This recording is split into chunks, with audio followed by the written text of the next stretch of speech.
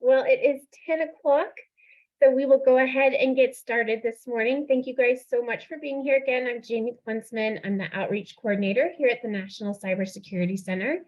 And we are thrilled you're here joining us for our third and final installment of our series covering CMMC requirements with Dr. Steve Beatty. As a refresher, Dr. Beatty is a professor and chair of the Computer Sciences Department at MSU Denver, where he helped with the creation of a bachelor's and master's of cybersecurity. The bachelor's degree has NSA Center for Academic Excellence certification, and Steve has a long background in cybersecurity, including leading the cybersecurity team at the National Center for Atmospheric Research for 5 years. He's a provisional assessor and instructor for the CMMC as well. But before we get started, just a few Zoom reminders. If you guys have any questions during Dr. Beatty's presentation, please feel free to drop those in the chat and we'll do our best to get those answered. We want this to be as interactive as possible. And additionally, we are recording this webinar, so we'll be sending it back out to you along with Dr. Beatty's slides. So thank you for that, sir. So no need to take the screenshots or take notes. We'll be getting that over to you. But with that, I'll hand it over to Dr. Beatty. Thank you so much for being here again. Well, thanks so much for having me.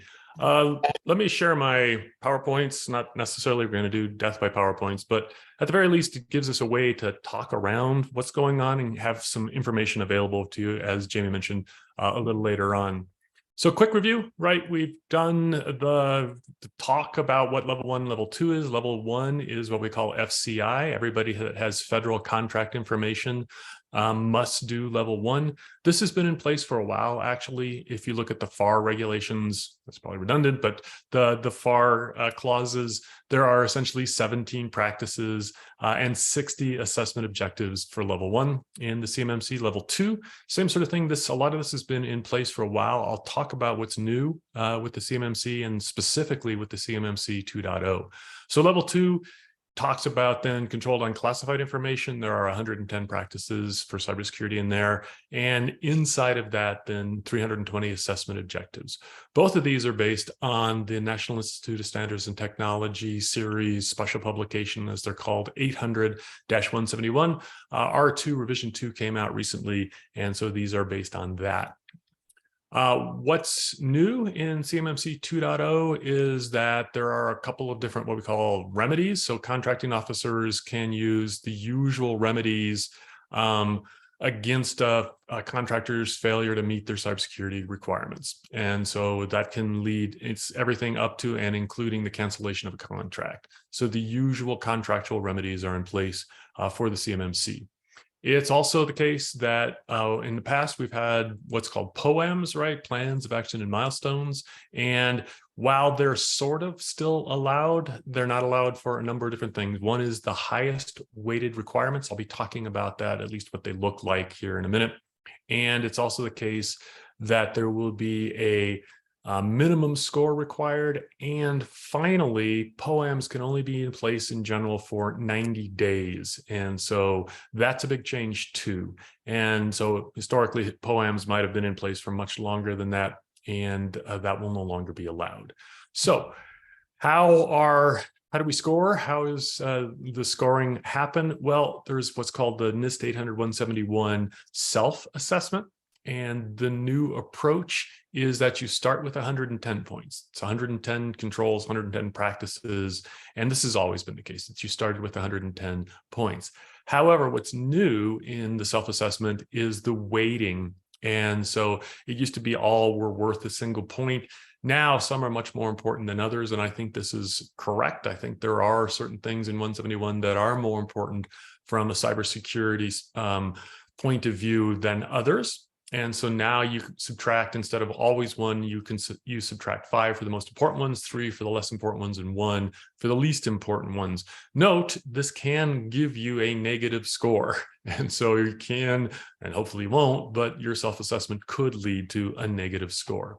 So a subtract 5 is limit access to authorized users. And of course, this is very, very important, making sure we know then who's logging in and what they're doing and those sorts of things. So if you don't have the capability, if you haven't implemented the capability to limit system access to only authorized users, that's a -5.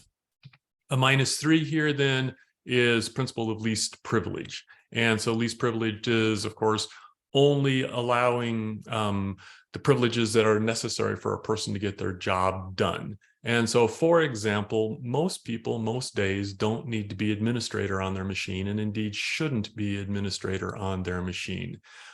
Should they be allowed to install packages? And if so, which packages, and so forth. So we need to make sure that everybody has what they need to do to get their job done, but no more. So that's the principle of least privilege. Subtract one then is separation of duties to reduce collusion, or that you can't do bad things without collusion. So we have this in general. When you're writing a check over $10,000 in many organizations, it takes 2 signatures, right? And so you'd have to have collusion. Same sort of thing can go on in cybersecurity. And so that's, if you will, a -1. And so again, different weights than we've had in the past. So what else is new, is maturity. So a maturity model is a little different than a compliance model. And so compliance models in general are sort of, you have a bunch of questions and you answer them essentially yes or no at a particular point in time. Maturity models then, and this is based on what we call the CMMI, which is a software maturity model, then not only measures how well you do that checklist, but how well you do it on an ongoing basis.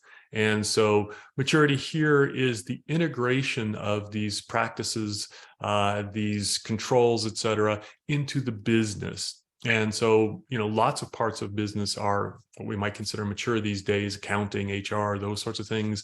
And cybersecurity needs to look like that too. It needs to be part of the business. And when an assessor comes in, they will be looking for the fact that you not only do stuff, but you do it consistently and habitually.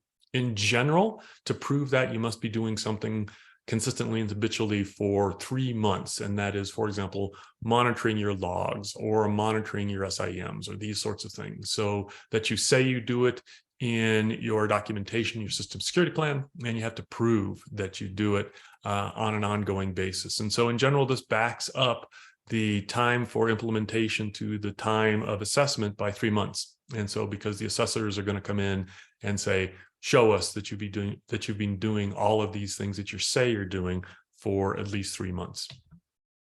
Time frame overall, and let's just be honest, this has slipped. And there are those out there who are concerned or maybe encouraged that this is going to slip again.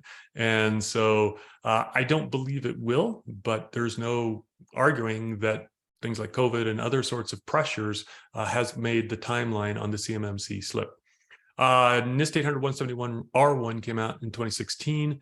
In 2017, the DFARS 252-204, what we call 7012, adopted the 800-171 R1 as the basis of cybersecurity. And so this has been in place for quite a while now, that we had to do our own assessments using NIST 800-171. In 2019, work on the CMMC 1.0 began, and that essentially came to fruition, if you will, in September 2020. And there was there was an interim rule published at that point talking about what the CMMC is going to look like.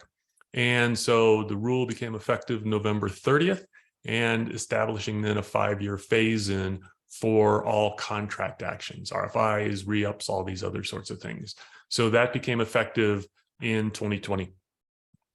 In 2021, then, the Department of Defense initiated an internal review and, to a certain degree, stepped back from some of the things that were going to be implemented in CMMC 1.0. So, for example, we had something called the Delta controls, which were additional controls on top of 171. And there were some other documentation requirements. And the DoD has stepped back from that and basically back to the 171, now R2, but with external review and not allowing essentially POAMs. So last year in November, the DoD announced the CMMC 2.0 and started what's called the rulemaking process. And so the rulemaking process we're going through that right now. In general, those things can take between 9 and 24 months. And so at that time, at the end of the rulemaking process, then the CMMC will become a contract requirement. This has been announced to be May 2023, that rulemaking will be done.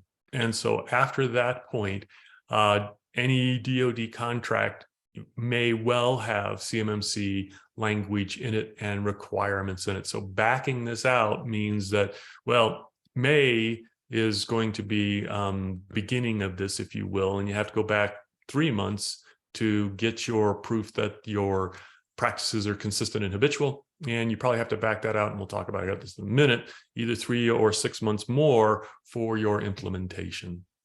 And so what does this look like for any individual business?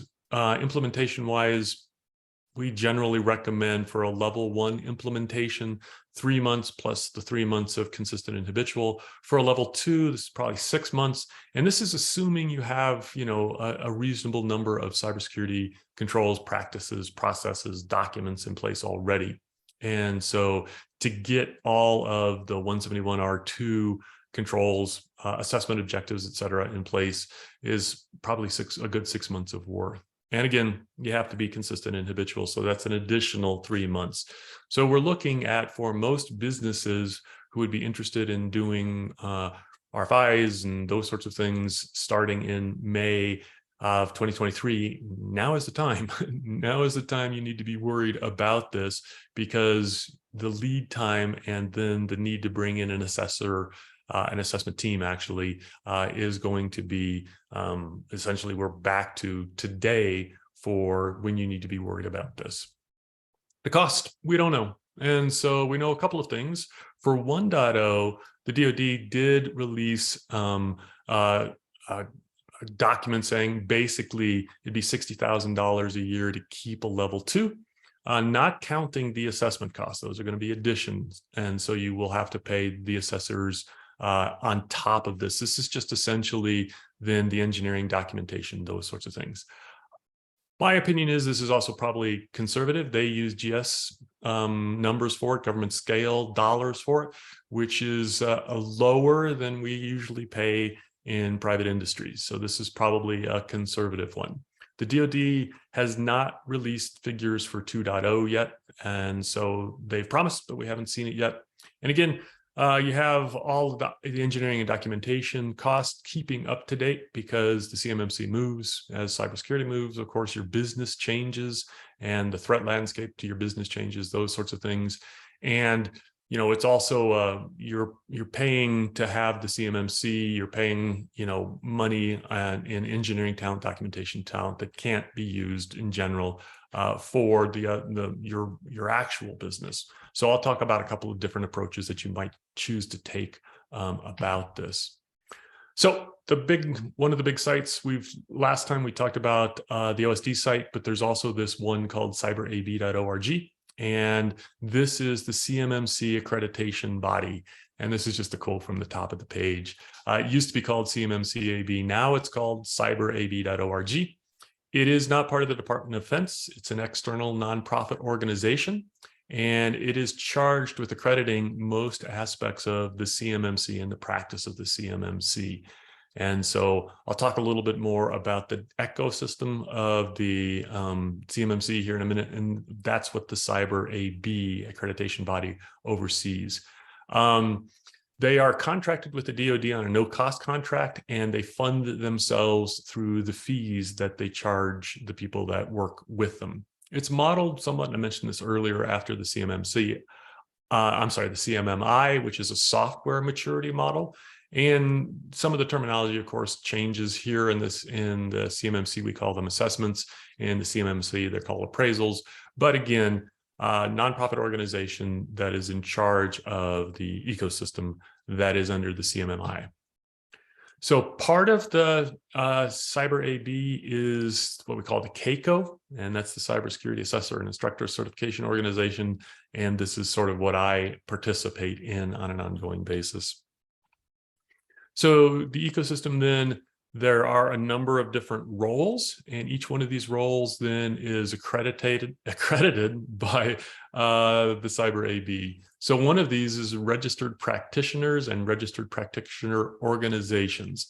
So these are people who are trained to advise and assist the defense industrial base companies with their implementation of the CMMC. So there's also then certified CMMC professionals and certified CMMC assessors. These two people, these two roles essentially form the CMMC assessment teams. And then for the training that goes on inside for all these folks, RPs, CCPs, and assessors, et cetera, there are a few licensed publishing partners. And these are the folks that essentially develop the training materials for the certification content.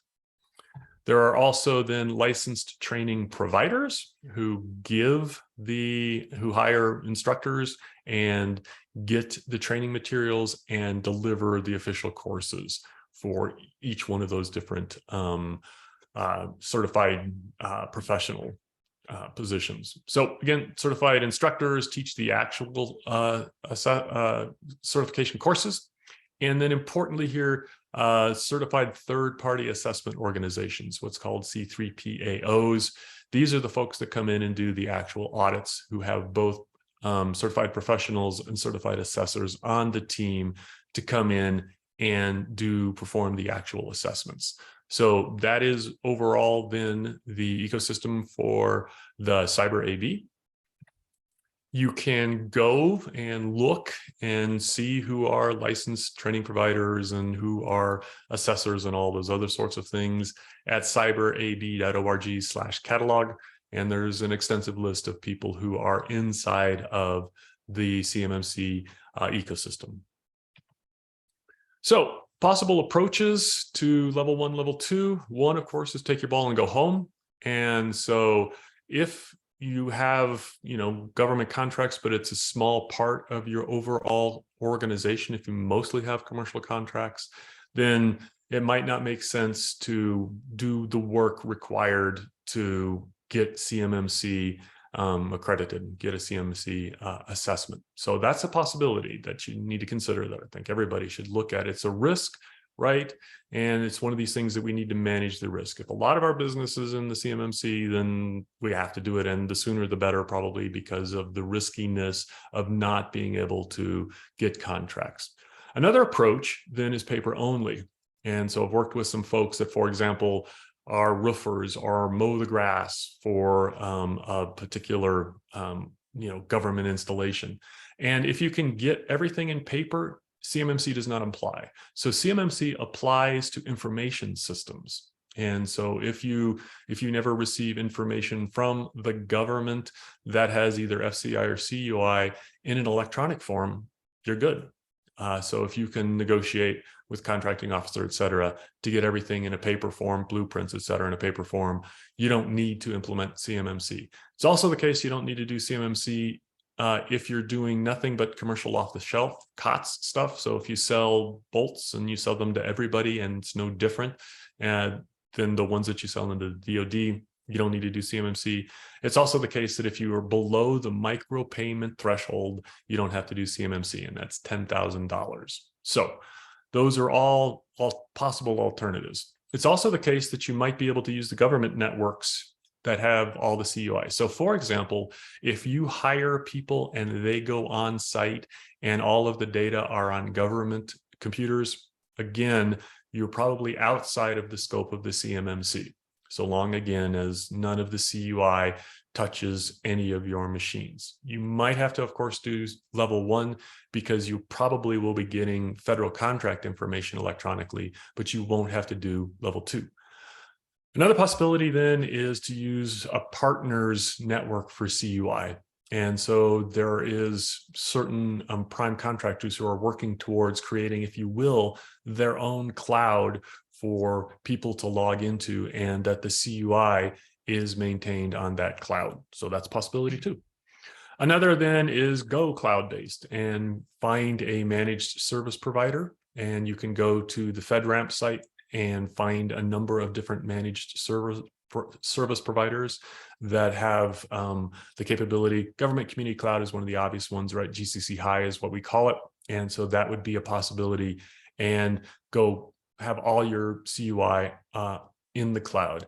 Probably the most expensive approach then is having it on premise, because now all of a sudden you have physical controls, you have media controls, these sorts of things that in general a cloud-based MSP would be taking care of for you. Now you have all this stuff on premise, and you have to document the, all the policies, procedures, processes that you have to go through and do them on an ongoing basis. And so on-premise in general is the most expensive approach. However, it's required. For example, if you're making something, if you're making a part, clearly your machines, your 3D printers, whatever that happens to be, happens on premise. And so that you have to do regardless if you have CUI on the machines in your place of business, if you will. So 20 minutes again. Please feel free to contact me if you have questions. This is my work email, and there is my LinkedIn. If I can answer any questions for you, point you in particular directions, those sorts of things. Thank you, sir. Questions? I know that was a lot and in a very little amount of time. That was so informative. It seems like the time is now, to your point, if you need to start acting on some of this. So thank you so much for taking the time today to inform us on all these new requirements, and we're so grateful for your expertise. It's my pleasure. Thanks for listening. Yeah. And I'm not seeing any questions here from our attendees, but so with that, just a reminder, I will be sending this back out to everyone with Dr. Beatty's slides. So keep an eye out for that email. And thank you again, sir, for being here today and all your time and expertise.